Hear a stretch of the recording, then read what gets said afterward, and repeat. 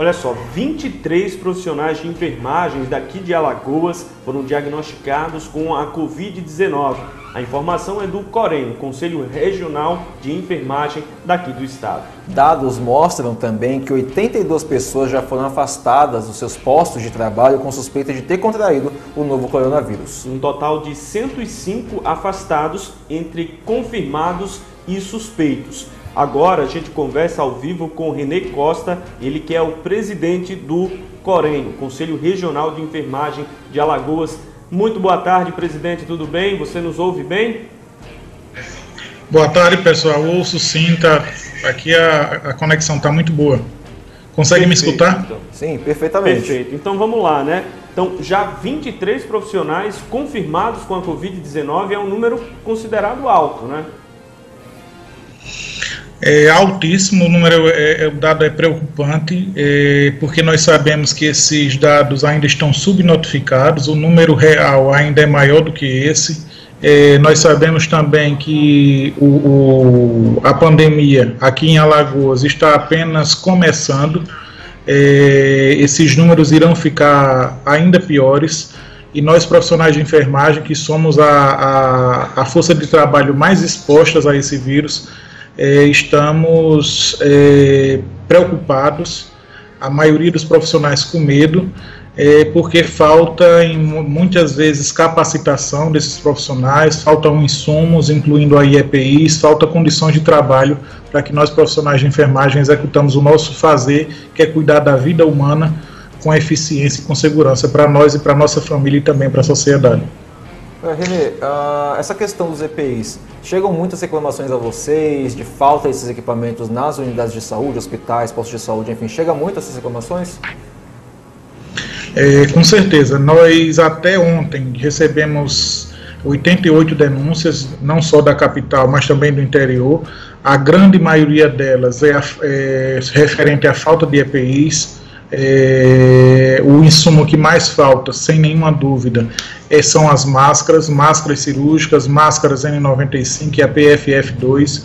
Então, sem nenhuma dúvida, o insumo que mais está em falta no mercado é máscara. E nós sabemos que não é a falta desse insumo não é só aqui em Alagoas, mas em todo o mundo. Nós temos atuado, não só os gestores, mas também buscado a ajuda do Ministério Público do Trabalho, do Ministério Público, e nós temos obtido bons resultados, insumos já começam a chegar, e os problemas estão sendo, na medida do possível, minimizados. Mas em algumas outras situações, principalmente no interior do estado, ainda persiste essa falta de EPIs, e o mais grave, alguns gestores estão insistindo com a ideia de que máscaras de tecido de fabricação caseiras, elas são suficientes para proteger profissionais de saúde nesse momento de pandemia, quando nós sabemos que isso é uma inverdade, né? A máscara de tecido ela deve ser usada pela população em geral e nunca por profissionais de saúde. Em relação a esse dado, 105 afastados entre confirmados e suspeitos. Isso traz um prejuízo grande para o atendimento da própria população, porque são 105 profissionais a menos, né? Alagoas tem mão de obra suficiente para suprir essa carência qualificada? Aqui em Alagoas nós somos 27 mil profissionais de enfermagem. Nós somos, de longe, a maior força de trabalho. Eu acho que essa pandemia veio a trazer à tona um problema que a gente já anunciava muito antes do início dela, que é o subdimensionamento do pessoal de enfermagem em todos os serviços de saúde do nosso estado. Nós sempre atuamos durante as nossas fiscalizações que o número de profissionais de enfermagem, seja no serviço público e principalmente no privado, era insuficiente para atender a demanda da sociedade. E essa pandemia vem dar mais sustentação aos fatos, né? Hoje, 105 profissionais estão afastados. Nós sabemos que o número oficial é esse, mas que a verdade é ainda mais grave, e alguns serviços estão desfalcados. Nós temos só na Santa Mônica, por exemplo, em 2 setores específicos, 19 profissionais foram afastados. e a gente tem notícia que esses setores ficaram sem profissionais para executar as atividades não só do setor de acolhimento, como também do pré-parto nos últimos dias. Então isso é preocupante e nós pedimos que os gestores eles repensem a toda essa questão do dimensionamento de pessoal, porque não dá para fazer saúde sem pessoas, e isso não é gasto, isso é investimento para salvar vidas. Ô Renê, desculpa, Derek, só para complementar essa linha aí, isso acaba até sobrecarregando quem permanece na linha de frente, né? Com certeza, porque vocês imaginem como hoje o profissional de enfermagem ele já está temeroso por causa da pandemia, ele já se encontra sobrecarregado no sentido de que os cuidados com a paramentação e a desparamentação dos EPIs, eles exigem mais tempo de trabalho desse profissional, ele tem que dispensar mais tempo, não só para o cuidado de calçar os EPIs, mas também de retirar esses EPIs. E você imagine calçar e retirar um EPI no uso de cada paciente.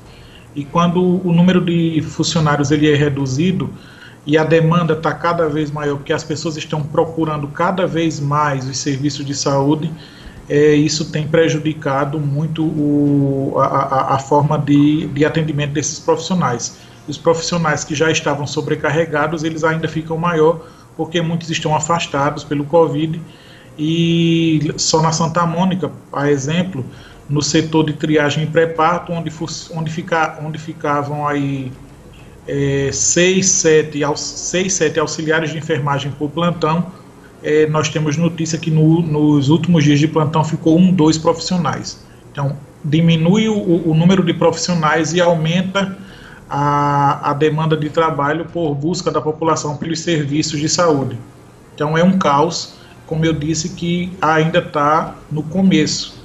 Então, a gente precisa se preparar para os próximos dias, para que a população não seja a maior prejudicada frente a essa pandemia. Renê, a gente tem aqui algumas perguntas da nossa audiência. A Paula e Miguel Mendonça, ela pergunta duas coisas. Uma, se esse número de 105 profissionais afastados é somando a rede pública e a rede privada. E ela também pergunta como é que está sendo feita a fiscalização por parte do Corém. Sim, esse dado é de todos os profissionais, dos mais de 27 mil profissionais hoje inscritos no Conselho. Nós temos a notícia oficial dos 105 afastamentos, mas como eu disse a vocês, esse número nós sabemos que é maior.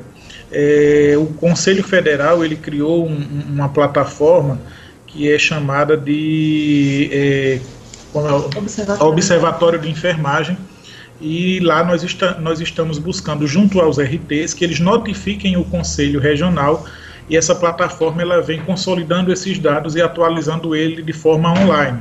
Então, toda vez que o RT, que é o responsável técnico, coordenador de enfermagem do serviço, ele notifica o Conselho de que há um profissional ou doente, ou afastado, com suspeita, ou até internado, pelo Covid-19, nós temos esses dados atualizados virtualmente de forma instantânea.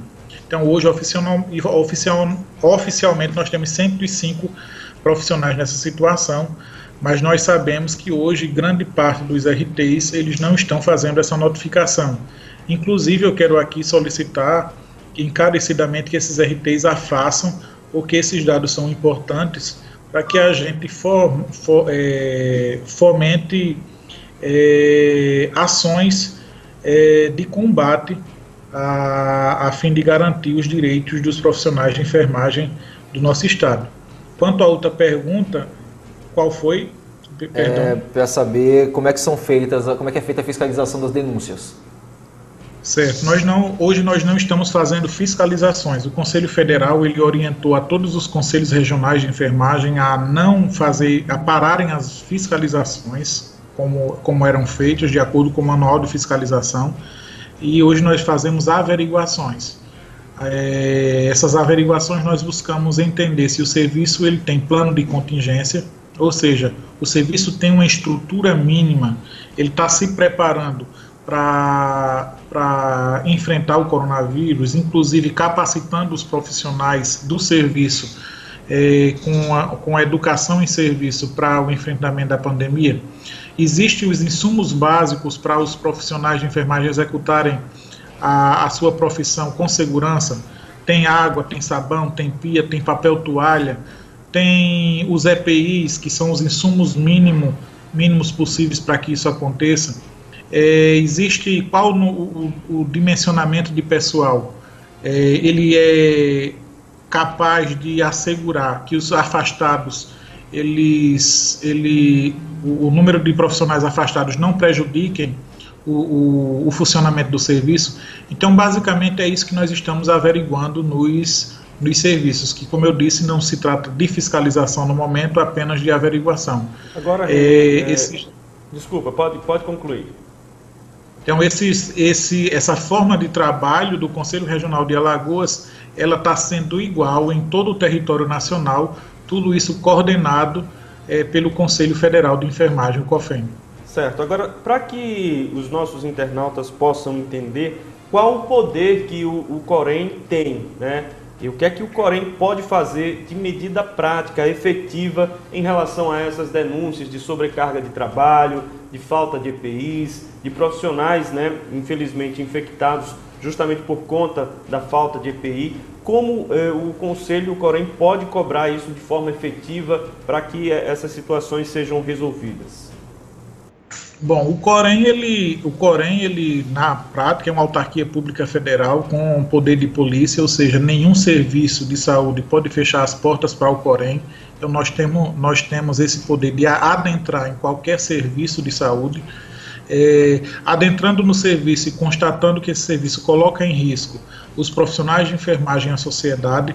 Nós temos a obrigação de notificar outros entes públicos, a exemplo do Ministério Público, o Ministério Público do Trabalho, notificar os gestores a respeito do que vem acontecendo dentro desses serviços. Nós também podemos fazer interdição ética no serviço, que nesse momento não achamos interessante, uma vez que nós não podemos pensar em fechar nenhum serviço de saúde, uma vez que esse momento é o que a população mais precisa desses serviços. Mas basicamente é isso que o Corém faz, ele averigua, né, e encaminha o resultado dessas averiguações aos gestores, ao Ministério Público do Trabalho, para que providências. Além disso, nós também podemos fazer ações civis públicas. Então, nós dependemos muito do poder judiciário para que essas ações elas sejam efetivadas. Mas hoje, como o poder judiciário, o próprio Ministério Público do Trabalho, estamos todos voltados para essa questão do Covid, essas ações elas têm tido até uma certa celeridade. Só para citar um exemplo, nós recebemos, eu acho que anteontem, 19 denúncias da Santa Mônica, e ontem mesmo nós já tivemos uma reunião no Ministério Público do Trabalho e alguns encaminhamentos foram dados e a gente já viu que mudou a postura do gestor.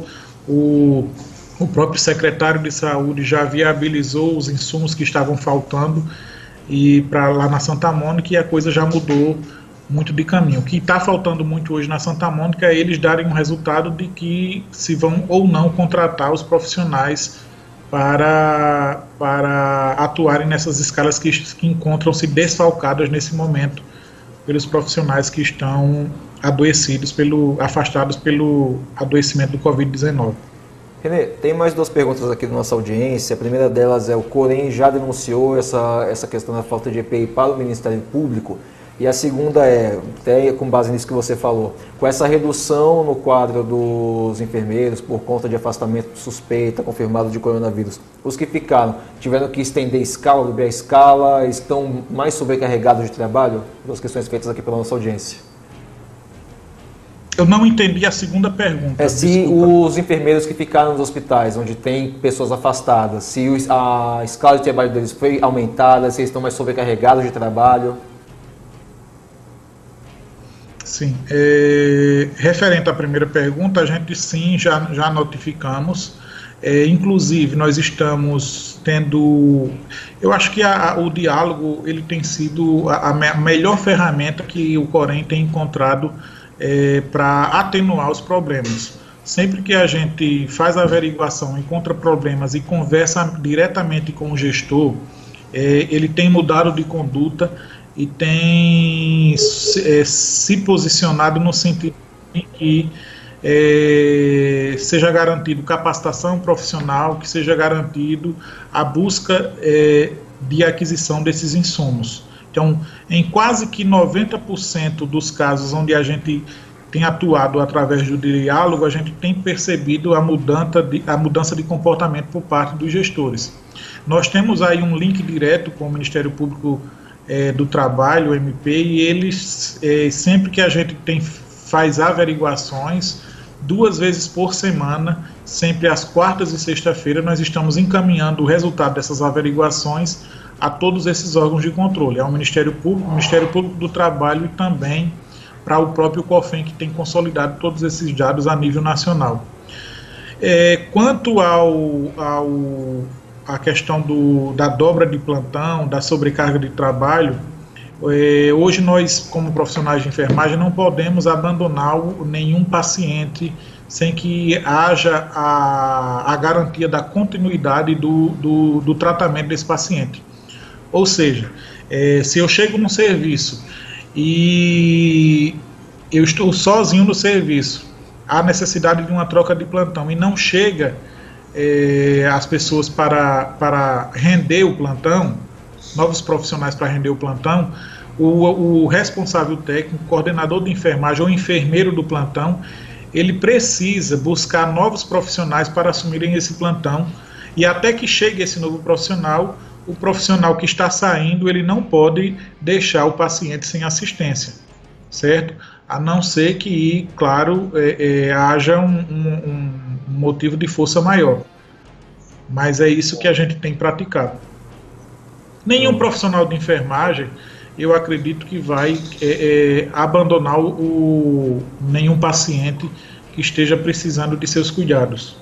Nós temos encontrado exemplos diários de profissionais que têm feito quase que milagres nos serviços para garantir que a assistência de enfermagem ela seja garantida para a população alagoana.